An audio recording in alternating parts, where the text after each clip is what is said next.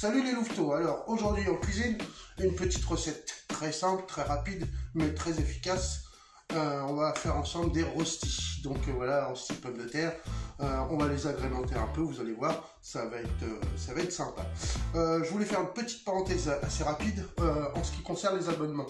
À côté du message vous abonner, quand vous cliquez, vous pouvez aussi cliquer sur la petite cloche qui est juste à côté.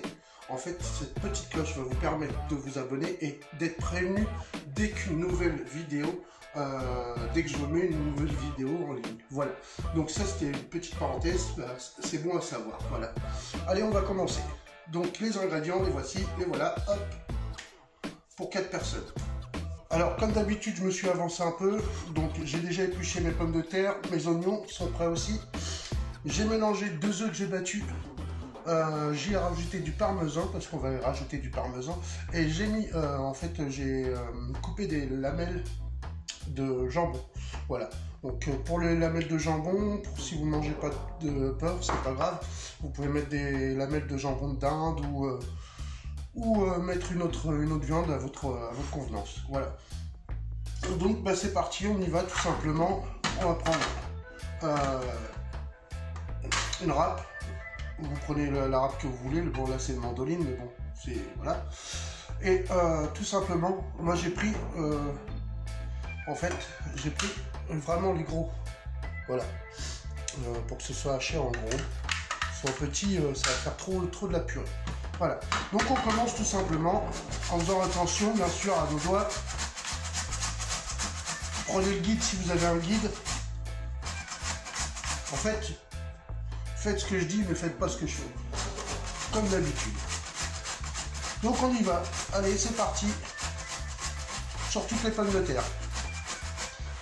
Donc voilà, les pommes de terre sont faites. Alors, ce que vous pouvez faire, hein, tout simplement, vous prenez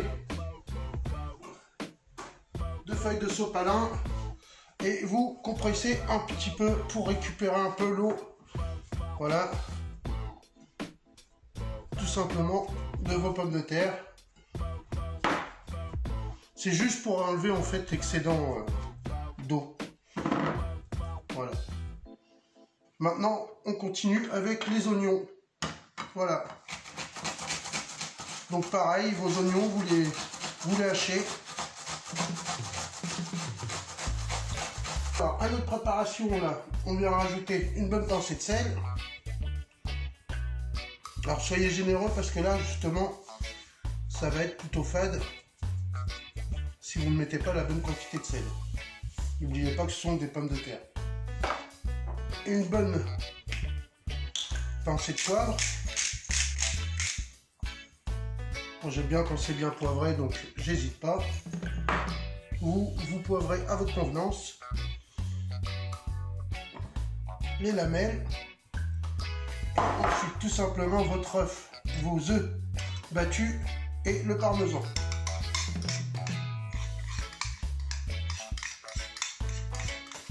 On y va et on mélange le tout.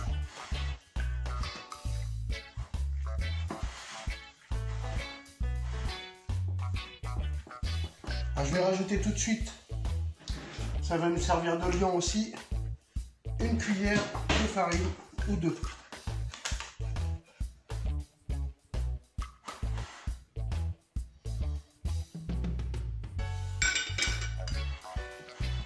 Je verrai en fait selon la consistance que je vais obtenir. Alors on mélange bien. Alors là c'est pareil, vous pouvez mettre des épices, du curry par exemple, du gingembre, du paprika. Moi j'ai un petit mélange d'épices que je vais mettre. C'est un petit mélange d'épices espagnoles, quoi, on va dire à paella, entre guillemets.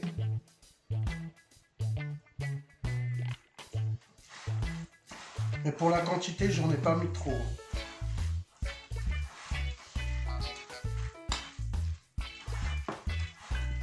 Alors je vais rajouter une cuillère de farine, ça se voit que ça manque de liant en fait. Faut pas hésiter à lier correctement votre appareil pour que les paillassons restent bien compacts. à la cuisson.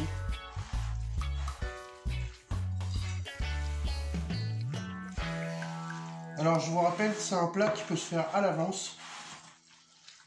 Voilà. Et puis même la cuisson. Et puis après, vous n'avez plus qu'à réchauffer au four. Une petite dizaine de minutes à 180 degrés, four chaud. Pour leur donner un petit peu de croustillant avant de servir.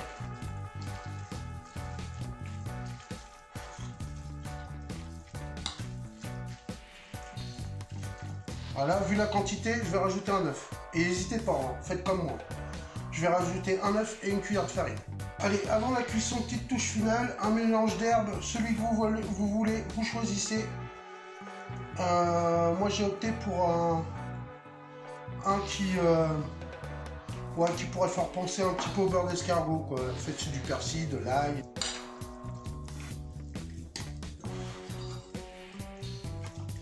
Allez, c'est parti, en cuisson. Bah, c'est parti pour la cuisson. Alors là, dans une poêle, vous prenez une poêle à frire, une poêle à crêpes, comme vous voulez. Moi, j'ai pris une poêle à crêpes. Je fais chauffer de l'huile de tournesol, donc de l'huile neutre. Vous pouvez opter pour une autre huile, l'huile d'arachide ou autre. Moi, j'ai choisi l'huile de tournesol, voilà.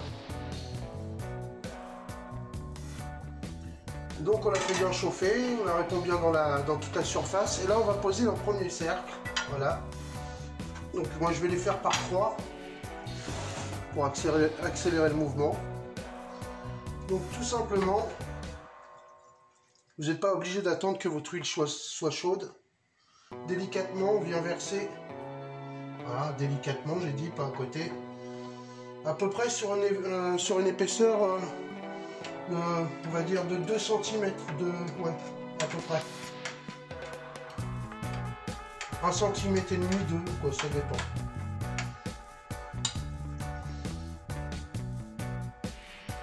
Donc directement dans vos cercles.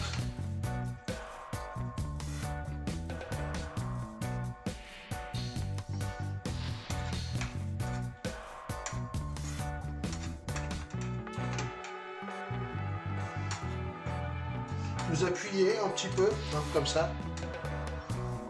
Donc je vous refais voir sur la dernière. Voilà, on verse à peu près 2 bonnes fourchettes, hein, et on appuie. On vient bien coller tous les bords.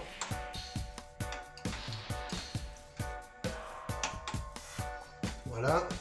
Alors du coup, après, on les écarte un peu et hop, vous pouvez enlever et mettre de côté. Comme ça, on va en faire plusieurs d'un coup.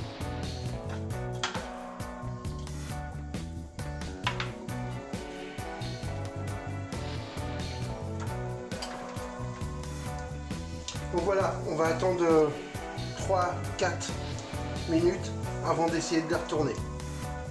Bon, c'est parti, on va essayer d'en tourner une. Là, ça fait bien, vous voyez, 5 bonnes minutes. Hop. Alors, voilà à peu près ce qu'on va obtenir. On va y remettre un coup après, hein. Mais le fait de le retourner, ça va nous aider à les rendre un peu plus compacts. Là, je suis un peu embêté, j'en ai mis trop dans la poêle. Comme d'habitude, faites ce que je vous dis, faites pas ce que je fais. Mettez-en un peu moins. Hop là.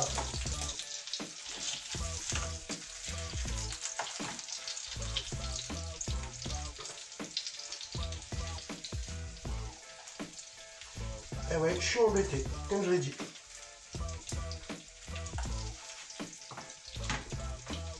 Bon, ça va. Ça va, ça va. Allez, on va vérifier la cuisson du dessous. Hop. C'est pas trop mal.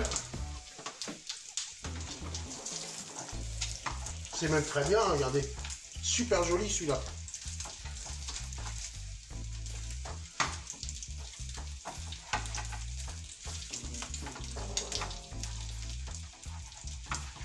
Voilà, les autres manquent encore un peu de cuisson. Voilà, en fait, on cherche à obtenir ce genre de rosti là. Bien doré, bien croustillant. Là, il va y avoir une légère croûte, vous allez voir.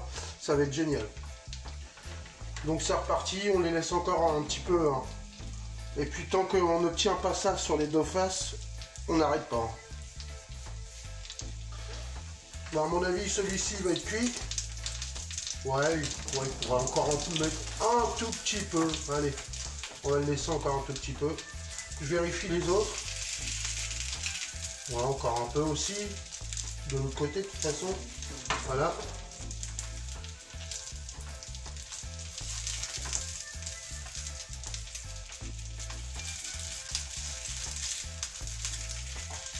Ah, et vous équipez-vous de quelque chose de plutôt large. Ça va vous faciliter la vie pour les retourner et tout. Donc voilà, équipez-vous de quelque chose de large. Voilà, je vais les relaisser un peu là. Hein. Vraiment pas longtemps, mais un tout petit peu pour l'autre côté pour qu'ils soient bien dorés partout. À de temps en temps, tournez votre poêle aussi. Alors si vous laissez votre poêle sans surveillance, ne la laissez jamais comme ça.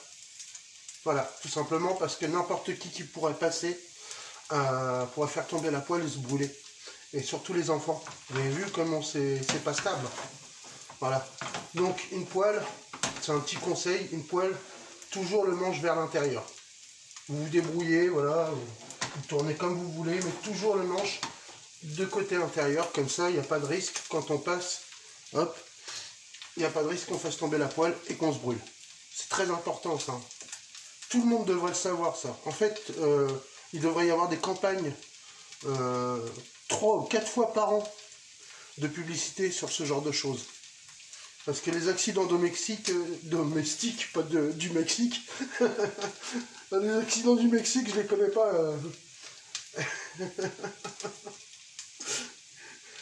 Hey, gringo, tu veux l'accident du Mexique? Ouais, celle-là, elle est faite. Elle nous aura fait rire un petit peu quand même. Allez, il va être temps de les débarrasser là. Vous avez vu? On a un beau résultat. Je vais vous faire voir tout ça tout de suite de plus près. Nickel. Donc là, c'est ce qu'il nous faut. Nickel.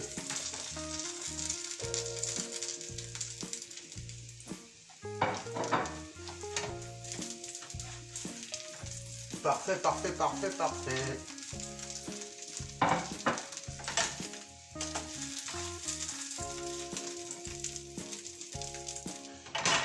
Alors,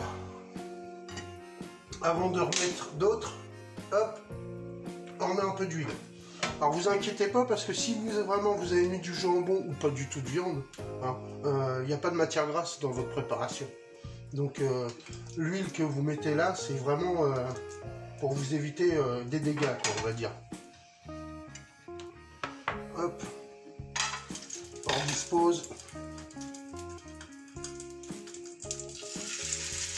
Alors surtout, enlevez bien vos cercles une fois que vos rostis sont formés. Pourquoi? Parce que de une, si vous les laissez trop longtemps, le cercle il va être trop chaud, vous ne pourrez pas l'enlever. Hein. De deux, votre appareil va coller carrément à votre cercle. Et là, vous allez vous amuser 5 minutes. Ou alors vous beurrez vos cercles, si vous en avez assez, pour les laisser plus longtemps, vous pouvez. Mais vous les beurrez.